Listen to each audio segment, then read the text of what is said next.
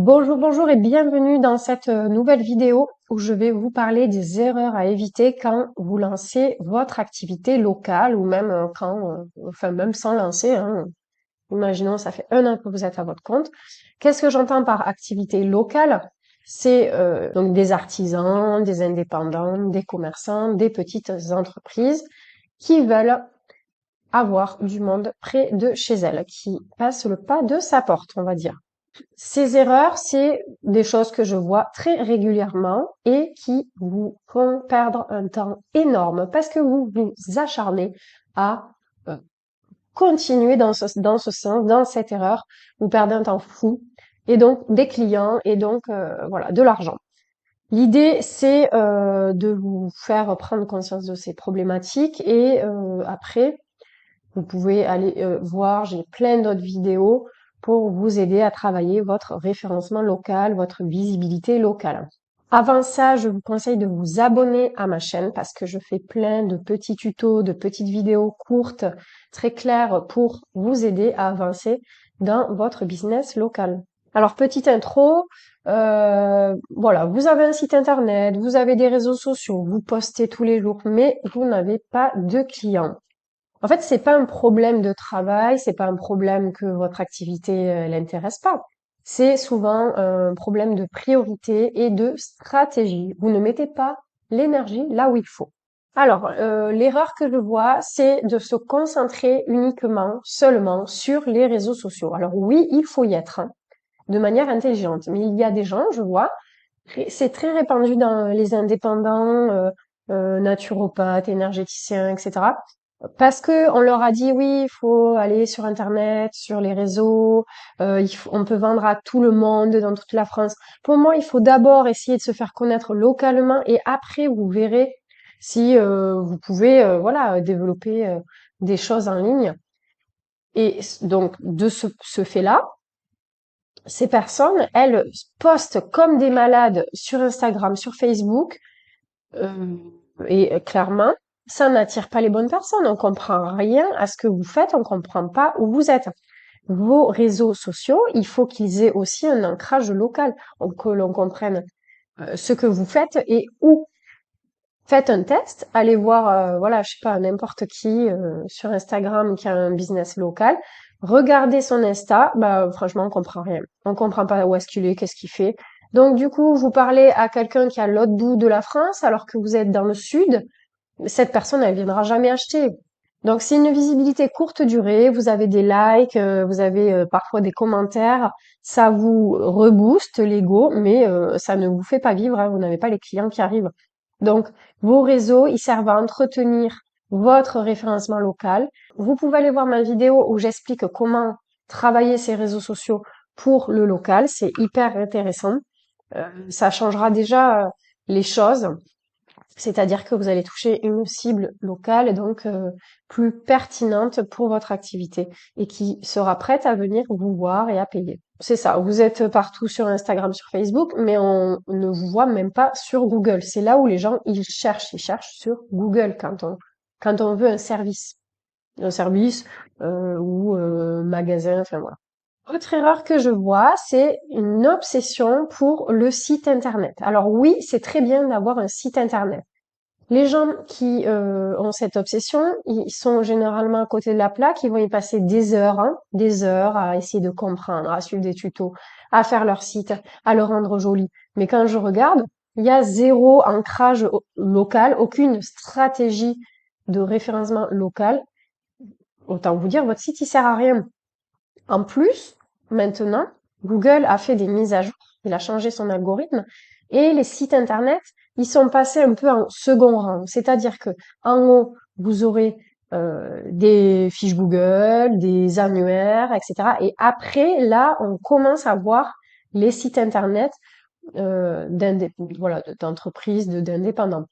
Sauf que les gens, les internautes, ils restent surtout en haut, ils vont rarement en bas. Donc, votre site, en gros, il faut qu'il soit là, il faut qu'il soit adapté au téléphone, qu'on voit bien, voilà, les infos, qu'il ait un ancrage local. Donc ça, je l'expliquerai dans d'autres vidéos. Enfin voilà, j'en parle aussi dans ma formation, c'est ce que je fais aussi en prestation. Mais il faut mettre une map sur votre site, il faut mettre les bonnes coordonnées, les horaires, il faut travailler les services avec la localisation, enfin voilà, il y a plein de choses à faire.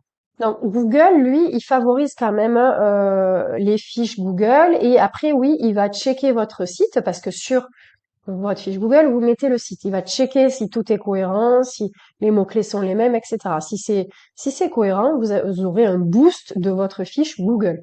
Alors, je vous fais une recherche pour vous expliquer l'histoire du changement d'algo. Je tape plombier Toulouse. Bon, là, il y a du sponsorisé d'abord. Il paye, en fait.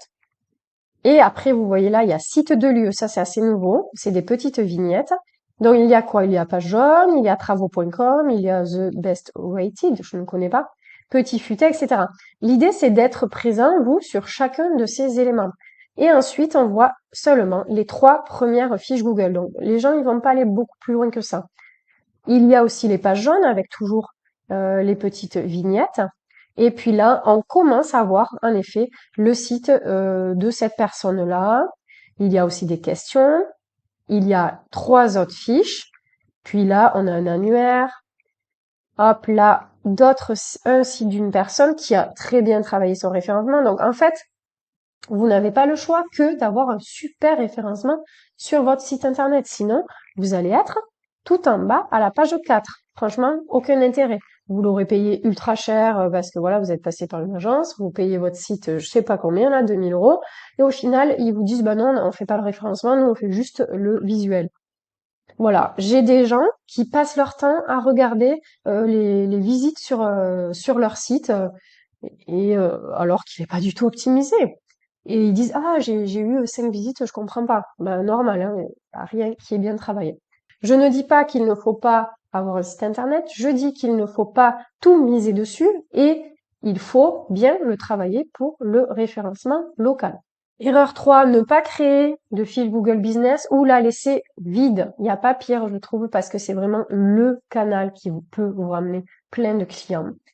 C'est ce que l'on voit en premier quasiment, on l'a vu juste avant, quand on fait une recherche. Si elle est absente, incomplète, mal optimisée, par exemple, là j'ai retravaillé la fiche d'un monsieur qui fait de la rénovation, lui, ce qu'on voyait sur sa fiche, c'est un champ. Parce qu'en fait, vu que il avait rien mis comme photo, Google, il a pris ce qu'il avait à se mettre sous la dent, il a pris Google Street là, quand la voiture elle passe. Donc on voyait une sapinette et un champ. Franchement, ça donne pas envie de contacter cette personne. Donc la priorité là, c'est d'aller la créer ou la récupérer si elle est déjà existante, la compléter, l'optimiser avec les bons mots-clés et récolter vos premiers avis, même à essayer d'en avoir 2-3 par semaine. Priorité fiche Google et après vous travaillez le reste. Ensuite, c'est oublier le marketing localisé, c'est-à-dire faire une communication trop généralisée, parler vite fait de votre métier, voire même de vos passions. Des fois, ça part dans tous les sens, hein. Sur les réseaux ou autres. Pas du tout adapté à votre ville, votre quartier. On comprend pas où est-ce que vous êtes. Enfin, typique, voilà, toujours les indépendants, une masseuse, j'ai cet exemple-là en client, elle veut raconter ses découvertes, santé, blablabla, bien-être. Et je lui ai dit, ok, c'est sympa, t'as un bon univers, mais en fait, moi, je comprends pas que tu vends des massages et je sais pas où, en fait. Il faut au moins que dans vos textes, on voit le nom de la ville, que vous parliez de problématiques que vous avez voilà dans la ville, d'événements en rapport avec votre activité, où vous participez, des choses comme ça, des partenariats, parler de je sais pas de partenaires locaux. Par exemple, si vous allez dans un club d'entrepreneurs aussi, vous pouvez faire voilà des infos sur ça. En fait, on vous choisit pas que parce que enfin pour votre savoir-faire, on vous choisit aussi pour votre présence plus locale, plus elle est importante, plus vous aurez de la visibilité et donc des clients. Erreur 5, ne pas récolter d'avis clients dès le début ou même les laisser sans réponse si vous en avez. En fait, les gens, ils veulent des preuves sociales et c'est limite ça qui fera la différence sur le choix d'un prestataire, d'un service par rapport voilà, à quelqu'un qui n'a pas d'avis, quelqu'un qui en a plein, qui sont détaillés, où on comprend ce que vous faites, que vous êtes sympa, vous êtes arrangeant, tout s'est bien passé, on a plus envie de venir vous voir vous que quelqu'un qui a deux pauvres étoiles, voilà. Donc n'attendez pas d'avoir 10 clients pour demander des avis. Essayez d'en récolter le plus possible. Comment? En demandant directement. Vous lui donnez le lien pour poser un avis. Vous l'envoyez par SMS, par email. Donc plus vite vous avez des avis, plus vous remonterez dans les résultats de recherche. Si vous n'avez pas encore d'avis. Alors il y en a, ils vont crier au scandale de ce que je vais dire, mais franchement, à un moment, il faut passer par là. Ça peut être de rendre un petit service qui vous coûte pas trop de temps gratuitement à vraiment le client idéal et lui demander de vous laisser un avis. Et franchement, à un moment, il faut y aller tout en essayant d'être honnête. C'est pour ça que je vous dis, vous pouvez faire un petit service, un truc à la personne pour avoir des avis. Franchement, on est tous passés par là. Si on veut avoir des cas clients à présenter et donner envie aux autres, il faut parfois faire un peu de gratuit. Je vous dis pas de faire des trucs énormes gratuits, genre un chantier si vous êtes artisan entier. Non, c'est des petits trucs, voilà, qui vont vous aider. Erreur 6, c'est ne pas penser visibilité à long terme. Et ça, je vois cette erreur tout le temps. Hein. C'est qu'il y a des gens qui disent non, mais moi, le bouche-oreille marche bien, j'ai un joli flyer, un joli logo. Mais sauf qu'en fait, franchement, c'est des conneries, on va dire, parce que si vous n'êtes pas sur Google, là où la plupart des gens cherchent, ben, vous courez à votre perte. Et ça, j'ai des exemples tous les jours de gens qui m'appellent et qui me disent, ben voilà, je comprends pas, j'ai pas de clients. Là, je vais analyser typiquement une thérapeute que j'ai suivie là. Elle, ça fait 10 ans qu'elle fait ça. Elle marchait au bouche à oreille et avec un peu son site internet. Google a changé l'algorithme. Des jeunes sont arrivés qui, eux, sont un peu à la pointe niveau marketing. Elle n'a plus un client parce que sa fiche, elle est tout en bas et en plus, elle a deux pauvres avis. Elle veut pas en demander et elle comprend pas. Elle, voilà. Et cette personne, il y a 10 ans, elle marchait très très bien. Elle avait le bouche à oreille qui était top. Son site, il fonctionnait à peu près. Et là, plus rien. Donc vraiment, et si vous voulez mener votre entreprise de loin, pensez long terme. Pensez référencement naturel. Il n'y a pas mieux pour du long terme. C'est un canal qui va vous amener du client. Il y aura aussi le bouche à oreille et d'autres choses, des événements, des choses qui feront que vous avez des clients. Il faut pas se contenter d'un seul canal, type bouche à oreille. En fait, la régularité, elle paie toujours.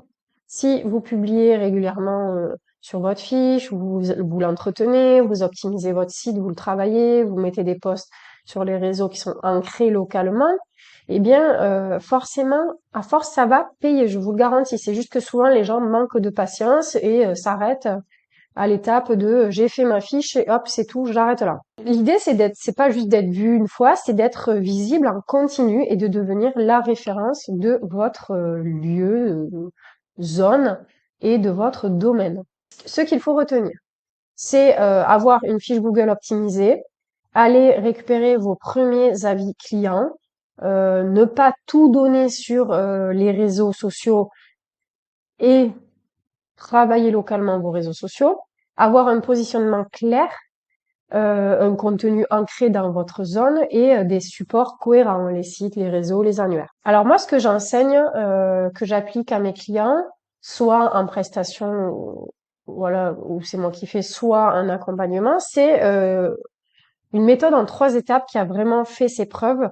La première étape, c'est poser les bases de votre activité, donc connaître les bons mots-clés, votre positionnement, votre client idéal, c'est quoi ses problématiques, qu'est-ce qu'il veut, qu'est-ce qu'il cherche. Après, étape 2, on va aller optimiser vos canaux, vos actifs, c'est-à-dire votre fiche Google, le site, les réseaux, les annuaires, en fonction des mots-clés que l'on a définis. Et étape 3, on entretient tous ces canaux.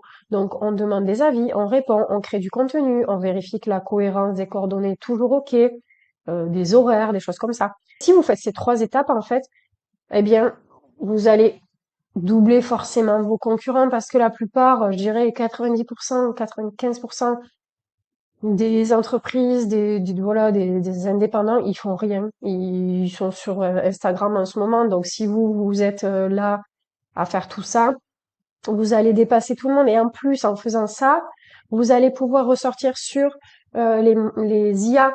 Les gens cherchent de plus en plus sur les IA. Je suis sûre, ça va vous arriver que quelqu'un vous dise, je vous ai trouvé sur ChatGPT, des choses comme ça.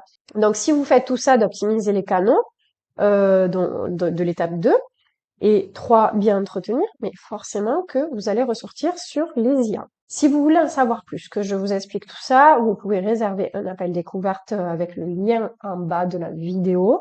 Et vous pouvez aussi me laisser des commentaires et surtout abonnez-vous. Je vous partage plein de contenus utiles et faciles à appliquer. Voilà, n'hésitez pas et je vous dis à bientôt.